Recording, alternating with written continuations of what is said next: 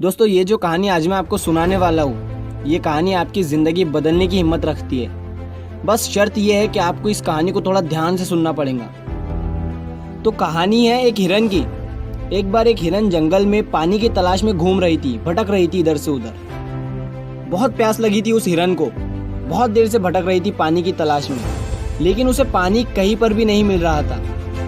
थोड़ी देर जंगल में इधर उधर और भटकने के बाद वो हिरन एक पेड़ के नीचे बैठ जाती है, एक झाड़ के नीचे बैठ जाती है। तो उतने में उसे पानी की नदी की आवाज़ सुनाई देती है। तो हिरन उस झाड़ के नीचे से उठकर फौरन वो पानी की आवाज़ की तरफ आगे बढ़ती है। तो वो जो देखती है उसके सामने एक बड़ी सी नदी।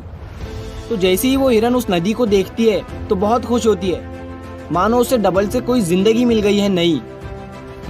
वो फौरन दौड़ते हुए उस नदी के पास जाती है और जैसे ही पानी पीने के लिए अपना सर नदी में झुकाती है तो उसकी नज़र अपने राइट पर पड़ती है। वो जैसे ही अपने राइट में देखती है तो उसे शिकारी नज़र आता है, हाथ में तीर लिए हुए, निशाना तान कर खड़ा हुआ।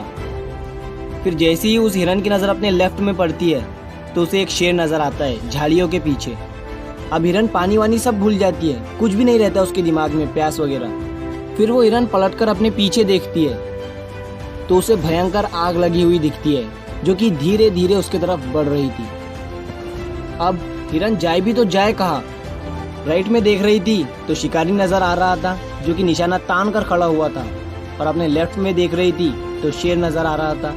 सामने तो गहरी और लंबी चौड़ी नदी थी और पीछे तो आग लगी हुई थी। चारों रास्ते बंद हो चुके थे, चारों तरफ से मुसीबत आ चुकी थी। अब हिरन सोच में पड़ जाती है और वो ये सोचती है कि चारों तरफ से मेरी मुसीबत आ चुकी है तो मैं अपना काम करके क्यों ना मरूं। मुझे वैसे भी तो मरना ही है, तो मैं पानी पीकर क्यों ना मरूं। तो वो हिरन अपना पानी पीने में लग जाती है। लेकिन थोड़ी ही देर के बाद जैसे ही वो हिरन पानी पी रही थी तो उतनी ही देर में ऊपर से काले बादल छा जाते हैं और उन बादलों से बारिश होने लगती है। तो जो आग थी पीछे की लगी हुई वो पानी से बुझ जाती है और पानी के कारण शिकारी का निशाना चुक कर शेर को लग जाता है और शेर की नज़र पड़ती है सीधा शिकारी पर। तो शेर शिकारी के पीछे लग जाता है। तो जैसे ही हिरन को पता चलता है, जैसे ही हिरन पानी पीने के बाद अपना सर ऊपर उठाती है तो वो अपने राइट में देखती है, उसे शिकारी कहीं पर भी नज़र नहीं आता है। वो अपने लेफ्ट में देखती है, उसे शेर भी नज़र नहीं आता है। वो अपने पीछे मुड़कर देखती है तो जो आग थी वो बुझी हुई दिखती है। मोरल ऑफ द स्टोरी, मेरे दोस्तों, इस कहानी से हमें ये सीख मिलती है कि इंसान की ज़िंदगी में भी प्रॉब्लम आती नहीं है, और जब आती है तो चारों तरफ से आती है, जिस कारण हर इंसान डर जाता है, घबरा जाता है अपनी इन प्रॉब्लम से। तो आपको क्या करना है ऐसी सिचुएशन में? आपको नहीं डरना है और नहीं घबराना है, बस शांति से 2 मिनट के लिए सोचना है।